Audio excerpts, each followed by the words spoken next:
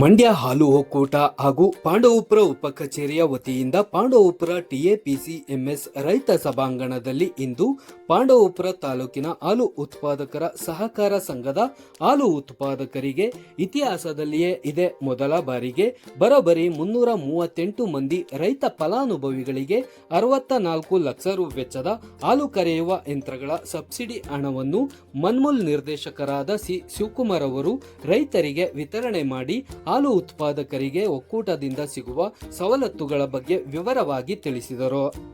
ಈ ಸಂದರ್ಭದಲ್ಲಿ ಪಾಂಡವಪುರ ಮನ್ಮೂಲ್ ಉಪ ಕಚೇರಿಯ ವ್ಯವಸ್ಥಾಪಕರಾದ ಪ್ರಸಾದ್, ಮಾರ್ಗ ವಿಸ್ತರಣಾಧಿಕಾರಿಗಳು ಉಷಾ, ಪಶು ವೈದ್ಯಾಧಿಕಾರಿಗಳು, ಟಿಎಪಿಸಿಎಂಎಸ್ ಅಧ್ಯಕ್ಷರಾದ ಚಿಕ್ಕಾಡೆ ಗಿರೀಶ್, ನಿರ್ದೇಶಕರಾದ ಆದರ್ಶ, ಪಿಎಲ್ಡಿ ಬ್ಯಾಂಕ್ ಅಧ್ಯಕ್ಷರಾದ ಶಿವಣ್ಣ, ನೌಕರರ ಸಂಘದ ಅಧ್ಯಕ್ಷರಾದ ಶಿವಪ್ಪ ಸೇರಿದಂತೆ ಅಪಾರ ಸಂಖ್ಯೆಯಲ್ಲಿ ಹಾಲು ಉತ್ಪಾದಕರ ಸಹಕಾರ ಸಂಘದ ಕಾರ್ಯದರ್ಶಿಗಳು, ಹಾಲು ಉತ್ಪಾದಕರು ಉಪಸ್ಥಿತಿ ಇದ್ದರು.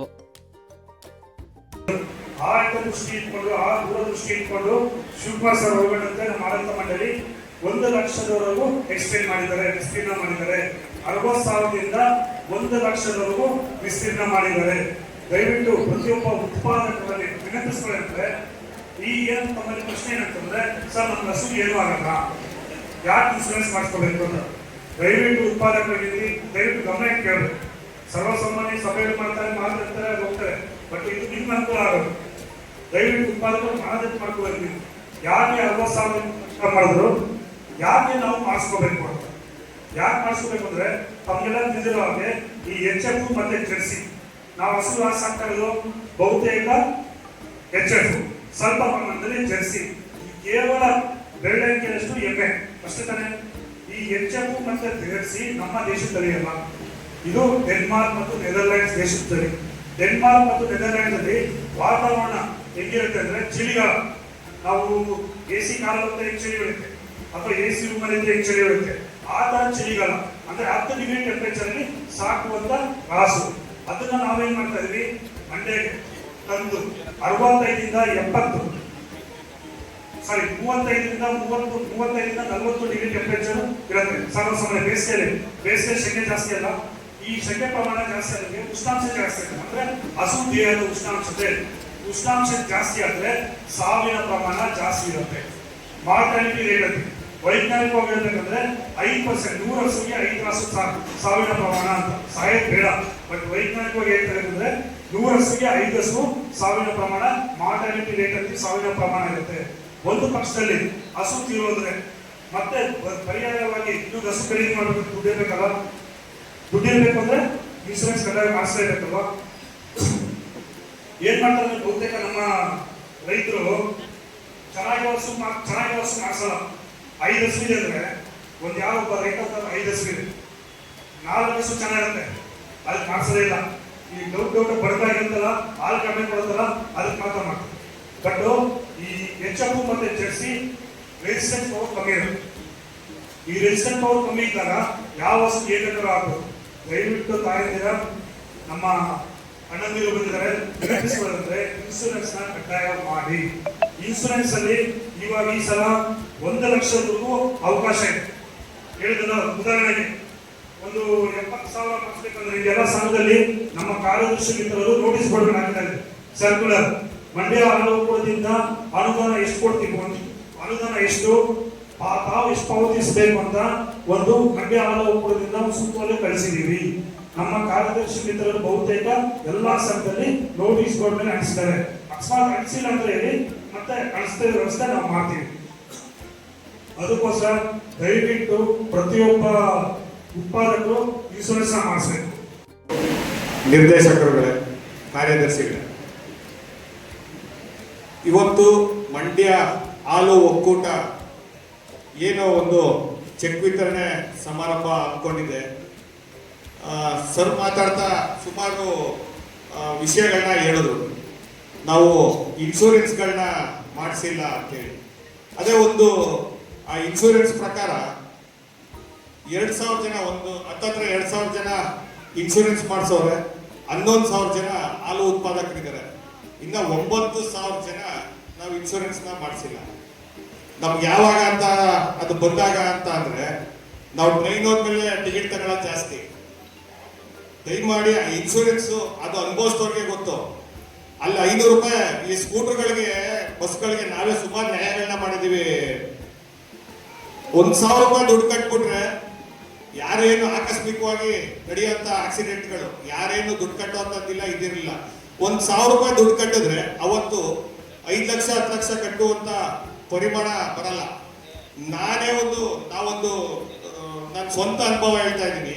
ಒಂದು ನ್ಯಾಯ ಪಂಚಾಯಿತಿ ಮಾಡ್ದು, ಅವನು ಸ್ಕೂಟರ್ನ ಒಬ್ರು ಕೊಟ್ಬಿಟ್ಟವನೆ, ಅವ್ನು ತಗೊಂಡೋಗಿ ಗುದ್ದವನೆ, ಆ ಯಪ್ಪ ಸತ್ತೋಗವನೆ. ಸ್ಕೂಟರ್ ಯಾರು ಅವನು ಚೇಂಜ್ ಮಾಡ್ಕೊಂಡಿರ್ಲಿಲ್ಲ, ಅವನ ಹೆಸರಿಗೆ ಇದು ಬಂತು, ನೋಟಿಸ್ ಬಂತು. ಆ ನೋಟಿಸ್ ಬಂದಾಗ ಇವನೇನ್ ಮಾಡ್ದ, ನಾವೇ ಕುತ್ಕೊಂಡು ಬೇಡ ಕಣಪ್ಪ, ನೀನ್ ಮಾಡಿರೋ ತಪ್ಪಿಗೆ ನೀನೊಂದು 2 ಲಕ್ಷ ಕಟ್ಟು, ಅವನೊಂದು 2 ಲಕ್ಷ ಕಟ್ಟಿ 4 ಲಕ್ಷ ಕಟ್ಲಿ, ಕೊಟ್ಬಿಡಿ ಅಂತ ದುರಾಂಕಾರ ಆಡ್ಕೊಂಡು ಹೋದ. 2 ವರ್ಷ ಆದ್ಮೇಲೆ ಇದೇ ಕೋರ್ಟು 28 ಲಕ್ಷ ರೂಪಾಯಿಗೆ ಡಿಗ್ರಿ ಬರೆದು ಅವನೀಗ ಜೈಲೊಳಗಡೆ ಅವನು ಇವತ್ತು ಆಸ್ ಇಟ್ ಇಸ್ ಇವತ್ತು ಜೈಲಲ್ಲಿ ಅವನೇ. ಅವನ ಮನೆ ಜಪ್ತಿ ಆಗೈತೆ, ಅವನ ಆಸ್ತಿ ಜಪ್ತಿ ಆಗೈತೆ.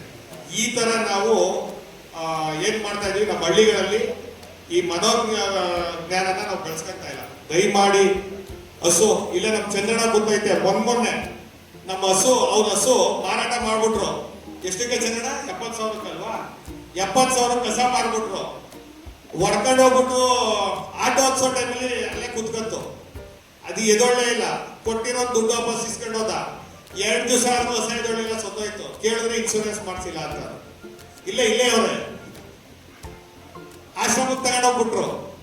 ದಯಮಾಡಿ ಈ ತರ ಯಾರನ್ನು ಕೂಡ ನಮ್ಮ ಜ್ಞಾನನ ನಾವೆಲ್ಲೋ ಖರ್ಚು ಮಾಡ್ಬಿಡ್ತೀವಿ. 1,000 2,000 ಎಲ್ಲೋ ಖರ್ಚು ಮಾಡ್ತೀವಿ. ದಯಮಾಡಿ ಈ ತರದಲ್ಲಿ ಹಾಕಿ. ಇದು ನಿಮ್ಮ ಮಕ್ಕಳಿಗೆ ಒಂದು ಆಸ್ತಿನೇ. ನಾವೇನೋ ಪಾಂಡವಪುರದಲ್ಲಿ ಬಂದು ಒಂದು 10 ಲಕ್ಷ ರೂಪಾಯಿ 20 ಲಕ್ಷ ರೂಪಾಯಿ ಸೈಟ್ ತೆಗೆದಿದ್ದೀವಿ ಅನ್ನೋದಕ್ಕಿಂತ ಈ 1,000 2,000 ಏನ್ ಹಾಕಿರ್ತೀವಿ ಅದು ಕೂಡ ನಮ್ಮ ಮಕ್ಕಳಿಗೆ ಆಸ್ತಿ. ಅದೇ ರೀತಿ ಮನ್ಮೂಲ್ ಲೆಕ್ಕಕ್ಕೆ ಬಂತು ಅಂತಂದ್ರೆ, ಕುರಿಯನ್ನವರು ನಾವೇನೋ ಹಾಲು ಒಕ್ಕೂಟಕ್ಕೆ ಅವ್ರನ್ನ ನಾವು ಪಿತಾಮಹ ಅಂತ ಕರಿತೀವಿ. ಅವರು ಅಮೂಲ್ ಅನ್ನೋ ಫ್ಯಾಕ್ಟ್ರಿನೇ ಓಪನ್ ಮಾಡ್ಕೊಂಡ್ರು, ಅವರೇ ಬೆಳಿಬೋದಿತ್ತು. ಇಡೀ ದೇಶದ ಕುರಿಯನ್ನವರು ಹಾಲು ಉತ್ಪಾದನೆ ಮಾಡಲೇಬೇಕು ಅಂತೇಳಿ ಸ್ವತಂತ್ರ ಪೂರ್ವದಲ್ಲಿ, ಸ್ವತಂತ್ರ ನಂತರ ಅವರೇನು ಹೋಗಿ ಬೇರೆ ದೇಶದಲ್ಲಿ ನೋಡ್ಕೊಂಡು ಬಂದು ನಮ್ಮ ದೇಶದಲ್ಲಿ ಹಸುಗಳ ಸಾಗಾಣಿಕೆ ಮಾಡಿ ಸ್ಟಾರ್ಟ್ ಮಾಡಿದ್ರು. ಇವತ್ತು ನಿಜವಾಗ್ಲೂ ನಮ್ಮ ಮಹಿಳಾ ಸಹಕಾರ ಸಂಘದಲ್ಲಿ ಏನಿದೆ, ಮಹಿಳಾ ಮಣಿಗಳೇನಿದ್ದಾರೆ, ಇವತ್ತು ದುಡ್ಡು ಕಾಸು ನೋಡ್ತಾವ್ರೆ ಅಂತ ಅಂದ್ರೆ ಆ ಹಾಲು ಉತ್ಪಾದನೆಯಿಂದ ಎಲ್ಲ ಸವಿವರವಾಗಿ ನಮ್ಮ ಉಪಾಧ್ಯಕ್ಷರು ಮತ್ತೆ ನಮ್ಮ ಡಾಕ್ಟರ್ ಪ್ರಕಾಶ್ ಅವರು ಎಲ್ಲ ಹೇಳಿದ್ದಾರೆ. ನಿಜವಾಗ್ಲೂ ಕೂಡ ನಾವು ಇವತ್ತು ಮಂಡ್ಯ ಜಿಲ್ಲಾ ಹಾಲು ಒಕ್ಕೂಟದ ವತಿಯಿಂದ ನಾವು 338 ಹಾಲು ಉತ್ಪಾದಕರಿಗೆ ತಲಾ 20,000ಗೆ ಇವತ್ತು ನಾವು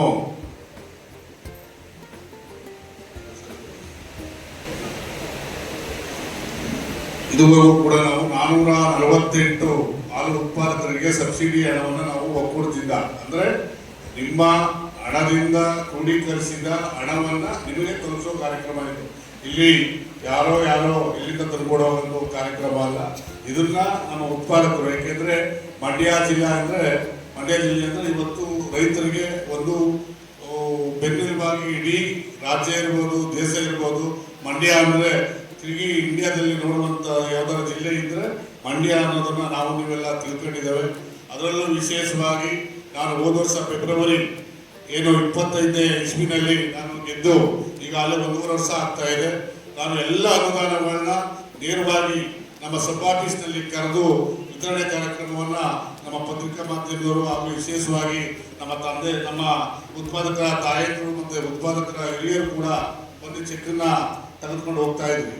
ಈಗ ನಮ್ಮ ಮನ್ಮೂಲ್ ವತಿಯಿಂದ ನೇರವಾಗಿ ಉತ್ಪಾದಕರ ಅಕೌಂಟ್ಗಳಿಗೆ, ಅಂದ್ರೆ ನಿಮ್ಮ ಖಾತೆಗಳಿರ್ತದೆ, ಅದನ್ನ RTGS ಮುಖಾಂತರ ನೇರವಾಗಿ ವರ್ಗಾವಣೆ ಕಾರ್ಯಕ್ರಮವನ್ನು ನಾವು ಹಮ್ಮಿಕೊಂಡಿದ್ದೇವೆ. ಅಂದ್ರೆ ಈ ಚೆಕ್ ಕೊಡುವಂತದ್ದು, ಇನ್ಸಿನ್ ತಪ್ಪಾಗೋದು, ತಿರ್ಗಾ ನೀವು ಮತ್ತೆ ಬರುವಂತದ್ದು ಆಗ್ಬಾರ್ದು, ತೊಂದರೆ ಆಗ್ಬಾರ್ದು. ಮತ್ತೆ ಒಂದ್ಸಲ ಬಂದ್ರೆ, ಯಾಕೆಂದ್ರೆ ವಿಶೇಷವಾಗಿ ನಮ್ಮ ಆದರ್ಶನ ಹೇಳಿದ ರೀತಿ ನಮ್ಮ ಮಹಿಳೆ ತಾಯಂದ್ರಿಗೆ ಇವತ್ತು ಹಾಲು ಒಕ್ಕೂಟದ ವತಿಯಿಂದ ವಿಶೇಷವಾಗಿ ಎಲ್ಲ ಅನುದಾನಗಳನ್ನ ಕೊಡೋದಕ್ಕೆ ನಮ್ಮ ರಾಜ್ಯ ಸರ್ಕಾರ ಇರ್ಬೋದು, ಕೇಂದ್ರ ಸರ್ಕಾರ ಇರ್ಬೋದು, ನಮ್ಮ KNF ಇರ್ಬೋದು, ನಮ್ಮ ಒಕ್ಕೂಟ ಇರ್ಬೋದು, ಎಲ್ಲ ಕೂಡ ಹೆಚ್ಚಿನ ಜವಾಬ್ದಾರಿ ತೆಗೆದುಕೊಂಡು ಉತ್ಪಾದಕರಿಗೆ ಎಲ್ಲ ಸಹಾಯಧನಗಳನ್ನ ನಾವು ಕೊಡ್ತಾ ಇದ್ದೇವೆ. ಇದುವರೆಗೂ ಕೂಡ ನಾನು 1700 ಮ್ಯಾಟ್ಗಳನ್ನ ವಿತರಣೆ ಮಾಡಿದ್ದೀವಿ. ಇನ್ನು 1300 ಮ್ಯಾಟ್ಗಳು ಬರೋದಿದೆ. ಇನ್ನು 2-3 ದಿವಸ ಬರ್ತದೆ. ಯಾವ ಸಂಘಗಳಿಗೆ ತಲುಪಿಲ್ಲ ಅವಕ್ಕೆ ನೇರವಾಗಿ ನಾನೇ ಆಗಲೇ ಮಾರ್ಕ್ ಮಾಡ್ಕೊಂಡಿದ್ದೀನಿ. ಪ್ರತಿಯೊಂದು ಸಂಘಗಳು ಕೂಡ ತಲುಪಿಸಬೇಕು ಅಂತ ಹೇಳ್ತಾ, ಜೊತೆಗೆ ಸೆಪ್ಟೆಂಬರ್ 9ನೇ ತಾರೀಕು ನಮ್ಮ ಒಕ್ಕೂಟದ ಸರ್ವ ಸದಸ್ಯರ ಸಭೆಯನ್ನು ಏರ್ಪಡಿಸಿದ್ವಿ. ಆ ಸಂಘದಲ್ಲಿ ಆಗಲೇ ನಾವು ಮೀಟಿಂಗ್ನಲ್ಲಿ ನಮ್ಮ ಏನು ಡೈರೆಕ್ಟರ್ಗಳ ಒಂದು ಮೀಟಿಂಗ್ನಲ್ಲಿ ನಾವು ಆಗಲೇ ನಮ್ಮ ಅಧ್ಯಕ್ಷರಾದಂಥ ಶಿವಪ್ಪನವರು ಜೊತೆಗೆ ಎಲ್ಲ ನಮ್ಮ ಎಂ ಡಿ ಅವರಾದಂಥ ರಘು ಸರ್ ಅವರ ಮೊನ್ನೆ ಒಂದು ಮೀಟಿಂಗ್ ಆಯಿತು ಕೂಡ. ಈಗ ನಾವು ಮತ್ತೆ ನಿರ್ಣಯ ಮಾಡ್ಕೊಂಡಿದ್ದೀವಿ, ಪ್ರತಿಯೊಬ್ಬ ಉತ್ಪಾದಕರು ಕೂಡ ಹಾಲು ಕರೆಯೋ ಯಂತ್ರವನ್ನ ತಲುಪಿಸಬೇಕು. ಅದಕ್ಕೆ ಒಕ್ಕೂರಿನ ಸರ್ವ ಸದಸ್ಯರ ಸಭೆಯಲ್ಲಿ ಅಂಗೀಕಾರ ಮಾಡಬೇಕು ಅನ್ನೋದನ್ನ ನಾವು ಅಲ್ಲಿ ತೀರ್ಮಾನ ಮಾಡ್ಕೊಂಡಿದ್ದೀವಿ. ಅದನ್ನ ಮುಂದಿನ 9ನೇ ತಾರೀಕು ಸರ್ವ ಸದಸ್ಯರ GBM ಏನ್ ನಡೀತದೆ ಅದಕ್ಕೆ ತಾವುಗಳು ಪ್ರತಿ ಸಂಘದಿಂದ ಒಬ್ರು ಇಬ್ಬರನ್ನ ನಾವು ಆಹ್ವಾನ ಮಾಡ್ತೇವೆ. ಆ ಸಂಘದಲ್ಲಿ ಬಂದು ನಮ್ಮ ತಾಲೂಕಿನಿಂದಲೂ ಕೂಡ ತಾವು ಒತ್ತಾಯ ಮಾಡಬೇಕು. ಆ ಸಂಘದ ಒಂದು ಯಾಕೆ ಸರ್ವ ಸದಸ್ಯರ ಸಭೆಯಲ್ಲಿ ಏನು ಅಂಗೀಕಾರ ಆಗ್ತದೆ ಅದು ಅಪ್ರೂವಲ್ ಮಾಡುವಂತದ್ದು ನಮ್ಮ ಒಕ್ಕೂಟದ ಒಂದು ವ್ಯವಸ್ಥೆ ಇದೆ ಸಹಕಾರ ಸಂಸ್ಥೆಗಳಲ್ಲಿ. ಅದಕ್ಕೆ ದಯವಿಟ್ಟು ಜೊತೆಗೆ ಮುಂದುವರೆದು ನಮ್ಮ ಪ್ರಸಾದ್ ಅವರು ಸರ್ ಹೇಳಿದ ರೀತಿ ದಯವಿಟ್ಟು ನಮ್ಮ ಕಾರ್ಯದರ್ಶಿ ಸಂಘದ ಅಧ್ಯಕ್ಷರು ಶಿವಪ್ಪರಲ್ಲಿ ಇದ್ದಾರೆ. ಆಗ್ಲೇ ಮೊದಲನೇ ಜನರಲ್ ಮಾಡಿ ತಾಳಸಾಸ್ನ, 2ನೇ ಜನರಲ್ ಮಾಡಿ ನಮ್ಮ ಟಿಂಕದಲ್ಲಿ ಮುಗಿಸಿದೀವಿ. ನನ್ನ ಕಾರ್ಯದರ್ಶಿ ಬಂಧುಗಳಲ್ಲಿ ಮನವಿ ಮಾಡ್ತಾರೆ, ಮತ್ತೆ ನಮ್ಮ ಅಧ್ಯಕ್ಷರು ಉಪಾಧ್ಯಕ್ಷರು ಯಾರ್ಯಾರು ಬಂದಿದ್ದೀರಿ ನಿಮ್ಮ ಸಂಘದ ಹಾಗೂ ಏನು ಖರ್ಚು ವೆಚ್ಚದ ರೂಪುರೇಷೆಗಳನ್ನ ನೀವು ಕೊನೆ ಎಂಟುಗಡೆ ತಗೊಂಡೋಗ್ಬೇಡಿ. ಸೆಪ್ಟೆಂಬರ್ 25ನೇ ತಾರೀಕು ತನಕ, ಸೆಪ್ಟೆಂಬರ್ ಒಳಗಡೆನೆ ನೀವು ಮುಗಿಸಿದ್ರೆ ಅದು ಬಹಳ, ಸೆಪ್ಟೆಂಬರ್ 15ನೇ ತಾರೀಕು ಒಳಗಡೆ ಮುಗಿಸಿದ್ರೆ ಬಹಳ ಒಳ್ಳೇದು ಅಂತ ಈ ಸಂದರ್ಭದಲ್ಲಿ ಅಂತ ಮುಂದುವರೆದು ನಾವು ಇನ್ಸೂರೆನ್ಸ್, ನನಗೆ ಬೇವನಕುಪ್ಪೆ ಒಬ್ಬ ಅಧ್ಯಕ್ಷರು ಬಂದಿದ್ರು, ಅವ್ರ ಹೆಸರು ಮರ್ತ್ಬಿಟ್ಟೆ. ಅವರು ಸರ್ವ ಸದಸ್ಯರ ಸಭೆಯಲ್ಲಿ ಒಂದು ಮಾತು ಹೇಳಿದ್ರು ಒಂದ್ಸಲ.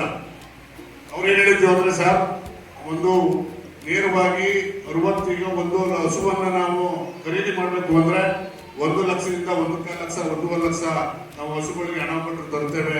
ನೀವು ಒಕ್ಕೂಟದಿಂದ 60,000 ಕೊಟ್ರೆ ಅದು ನಮ್ಗೆ ಯಾವುದಕ್ಕೂ ಸಾಲಲ್ಲ.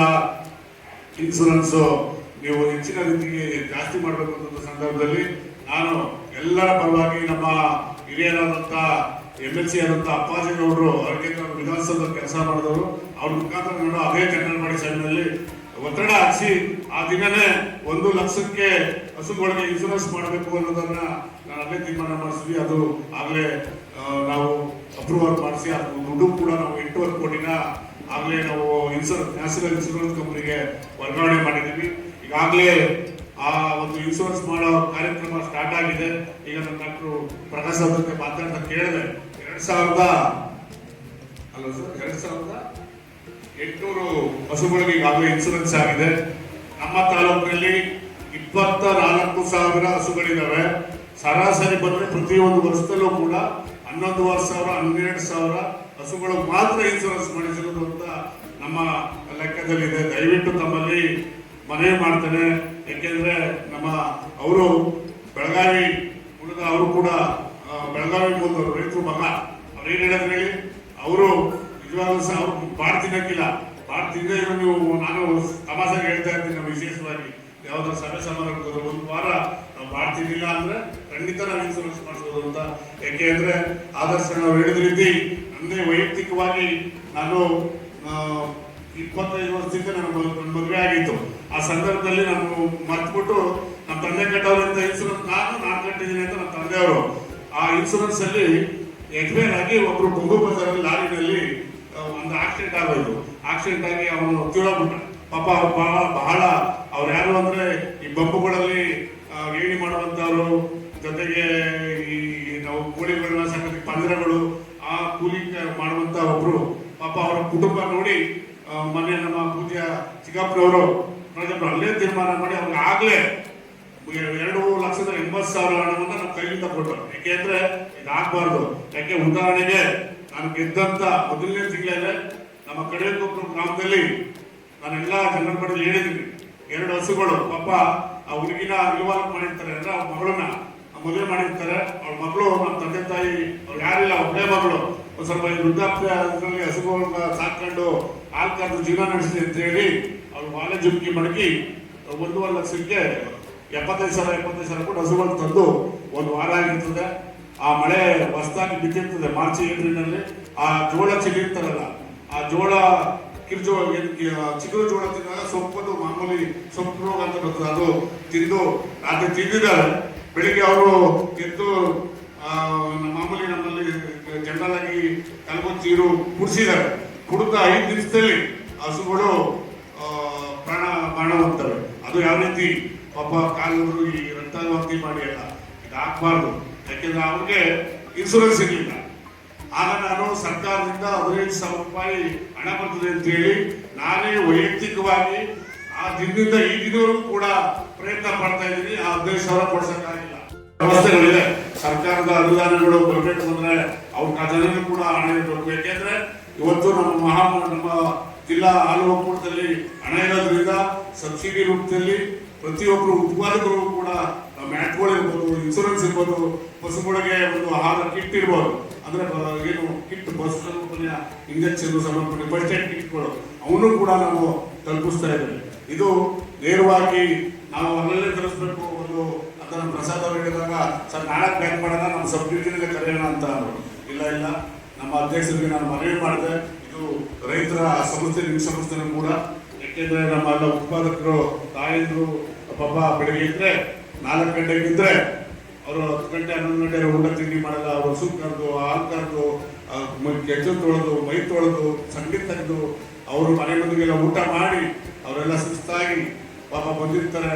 ಅವ್ರ ಹಾಗೆ ಕಲಿಸೋದು ಬೇಡ, ಅವ್ರನ್ನ ಕರೆದು ಅವ್ರ ಜೊತೆ ಕೂತು ಒಂದು ಅರ್ಧ ಗಂಟೆ ಮಾತಾಡಿ ಅವ್ರನ್ನ ಒಂದು ಉಪವಾರದ ವ್ಯವಸ್ಥೆನೂ ಕೂಡ ನಾವು ಮಾಡಬೇಕು ಅನ್ನೋ ಸಂದರ್ಭದಲ್ಲಿ ಎಲ್ಲ ನಾವು ಈ ಸಭೆ ಮುಗಿದ ನಂತರ ನಾವು ಒಂದು ಲಘು ಉಪಹಾರದ ವ್ಯವಸ್ಥೆಯನ್ನು ಕೂಡ ಮಾಡಿದ್ದೇವೆ. ನಾನು ಕೂಡ ಅದಕ್ಕೆ ಉಪಹಾರವನ್ನ ಸೇವಿಸ್ತೇನೆ. ಮುಂದುವರೆದು ದಯವಿಟ್ಟು ವಿಶೇಷವಾಗಿ ನಮ್ಮ ಕಾರ್ಯದರ್ಶಿ ಬಂಧುಗಳಿರ್ಬೋದು, ಉತ್ಪಾದಕರಿರ್ಬೋದು ಮನವಿ ಮಾಡ್ತೇನೆ, ಇದರಲ್ಲಿ ರಾಜಕಾರಣವನ್ನ ಬೆಳೆಸಬೇಡಿ. ಹಾಲು ಉತ್ಪಾದಕರ ಸಹಕಾರ ಸಂಘಗಳು ಇವತ್ತು ಪೂಜ್ಯ ನನ್ನ ಆದರ್ಶಣ್ಣ ಹೇಳಿದ್ರಿ, ನಾನು ಈ ಒಕ್ಕೂಟಕ್ಕೆ ನಿರ್ದೇಶಕನಾಗಿ ಬರ್ತೀನಿ ಅಂತ ನಾನು ಅನ್ಕಡೆ ಇರಲಿಲ್ಲ. ರಾಜಕಾರಣ ನನಗೂ ದೂರ. ನಾನು ಹೇಳಿದ್ರು ನಮ್ಮ ಕುಟುಂಬದ ಒಂದು ನೋಡ್ಕೊಂಡು ನನ್ನ ಜವಾಬ್ದಾರಿಯಿಂದ ಯಾವ್ದಾದ್ರು ಒಂದು ನನ್ನ ಸೋದರರಂತ ಅಶೋಕ್ ಅವರ ಜೊತೆ ಅವರು ಮುಂದಾಗೆಲ್ಲ ಓಡಾಡ್ತಾ ಇದ್ರು.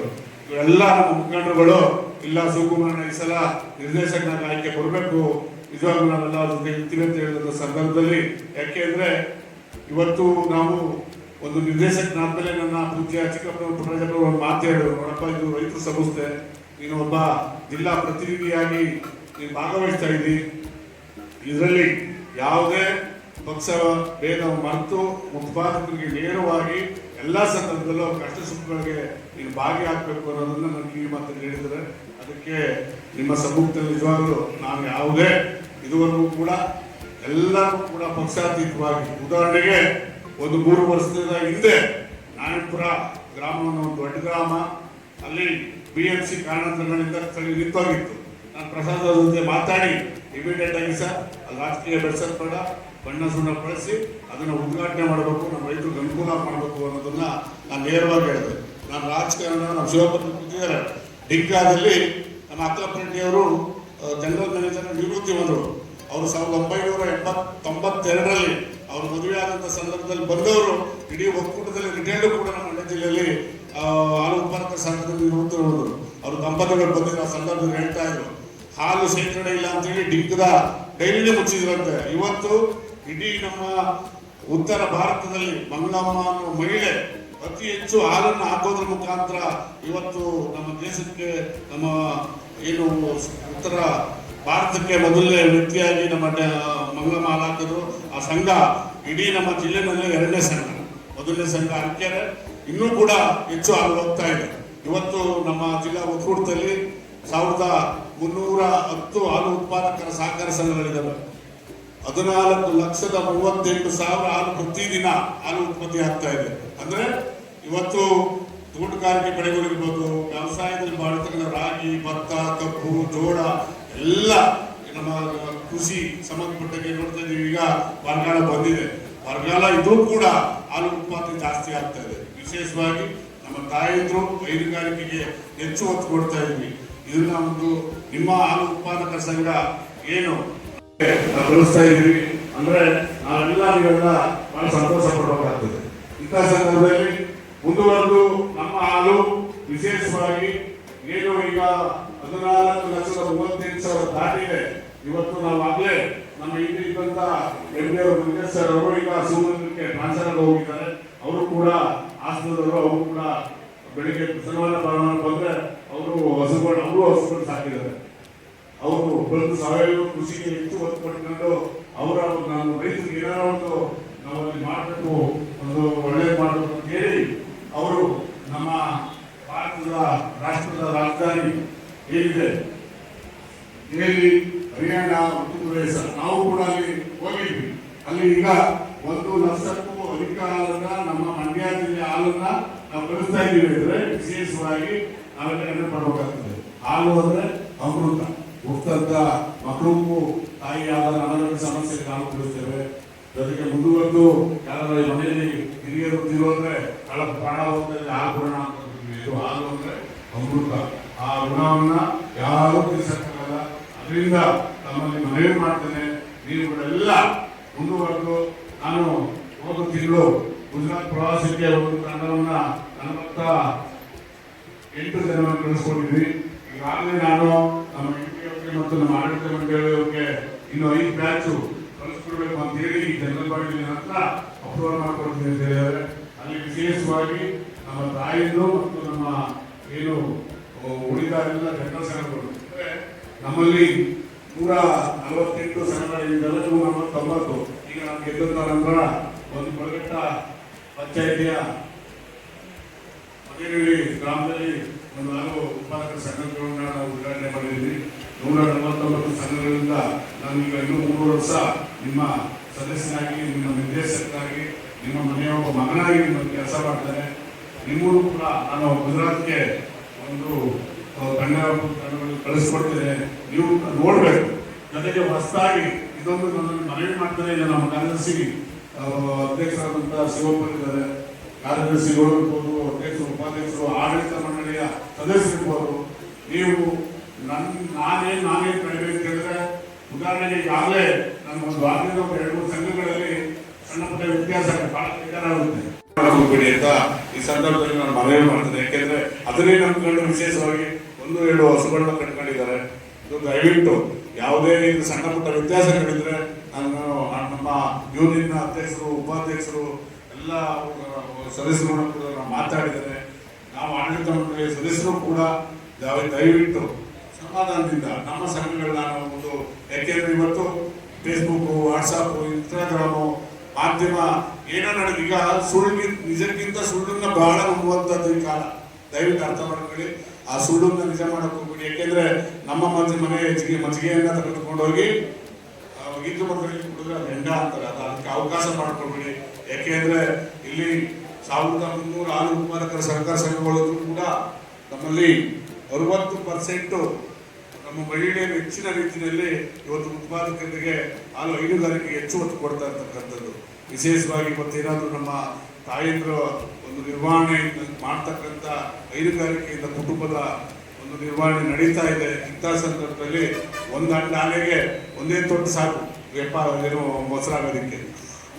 ಹಾಲನ್ನ ಹಾಲಾಗೆ ಇಳಿಯೋದಕ್ಕೆ ಬಿಟ್ರೆ ಅಂದ್ರೆ ನಾನು ಸಂಘದ ವ್ಯವಸ್ಥೆ ಬಗ್ಗೆ ಹೇಳ್ತಾ ಇರೋದು. ಹಾಲು ಮೊಸರಾಗಲೇಬೇಕು, ಮೊಸರಾದ್ರೆ ತುಪ್ಪ ಆಗುತ್ತೆ, ತುಪ್ಪ ಆದ್ರೆ ಅದು ಮುಂದು ತುಪ್ಪಕ್ಕೆ ಬೇರೆ ಬೆಲೆ, ಮಜ್ಜಿಗೆಗೆ ಬೇರೆ ಬೆಲೆ. ತುಪ್ಪ ಇವತ್ತು 700 ರೂಪಾಯಿ ರೇಟ್ ಆಗಿ ಇವತ್ತು ಬಹಳ ತುಪ್ಪ ನಾವು ಕೊಡಕ್ಕಾಗ್ತಾ ಇಲ್ಲ, ಅಷ್ಟು ಬೇಡಿಕೆ ಇದೆ ನಮ್ಮ ಕೇಂದ್ರ ತುಪ್ಪಕ್ಕೆ. ಬಹಳ ಏನು ನಮ್ಮ ಅಮೆರಿಕದ ದೊಡ್ಡಣ್ಣ ಅಂತ ಹೇಳ್ತೀವಿ, ಅಲ್ಲಿ ನಮ್ಮಲ್ಲಿ ತಲಾ 2 ಹಸುಗಳಿದ್ರೆ ಅಲ್ಲಿ ತಲಾ ಅವ್ರಿಗೆ 100 ಹಸ 150 ಹಸ ಹಸುಗಳು ಅವ್ರು ಸಾಕುವಂಥದ್ದು. ನಾನು ಯೂಟ್ಯೂಬಲ್ಲಿ ನೋಡಿದೆ. ಆ ನಂತರ ಕೇಳಿದೆ ನಾನು ಒಬ್ಬರ ಹಿರಿಯರನ್ನ, ಒಬ್ಬರ ನಿರ್ದೇಶಕರು, ನಮ್ಮ KMFನ ಆ ನಿರ್ದೇಶಕ ಮಾಲಿಂಗಮ್ಮ ಅಂತಿದ್ದಾರೆ ಸರ್ ಅಂತ. ಹೌದು, ಅವರು ಹೈನುಗಾರಿಕೆಗೆ ಅವರು ಕಡಿಮೆ ಇರೋದು 30 ಕೋಟಿ 28 ಕೋಟಿ ಜನಸಂಖ್ಯೆ ಇರೋದು. ಅದೇ ವಿಸ್ತೀರ್ಣ ಜಾಸ್ತಿ, ಫುಲ್ಲು 10 ಎಕರೆ 50 ಎಕರೆ 100 ಎಕರೆ 1 ಎಕರೆ 1 ಹಸು. ಅಲ್ಲಿ ಮೇವನ್ನ ಅವೇ ಬೆಳ್ಕೊಳ್ಳೋದು, ಅವೇ ತಿನ್ಕೊಳ್ಳೋದು, ಎಲ್ಲ ಮಿಷಿನರಿ. ಅದಕ್ಕೆ ಆ ಮಟ್ಟಕ್ಕೆ ತಾವುಗಳು ಹೋಗ್ಬೇಕು. ಅದಕ್ಕೆ ನಮ್ಮ ಯಾವಾಗಲೂ ಮಂಡ್ಯ ಜಿಲ್ಲಾ ಹಾಲು ಒಕ್ಕೂಟ ನಿಮ್ಮ ಜೊತೆ ಇರ್ತದೆ ಅಂತ ಹೇಳ್ತಾ ಮತ್ತೊಮ್ಮೆ ತಮ್ಮಲ್ಲಿ ಮನವಿ ಮಾಡ್ತಾರೆ.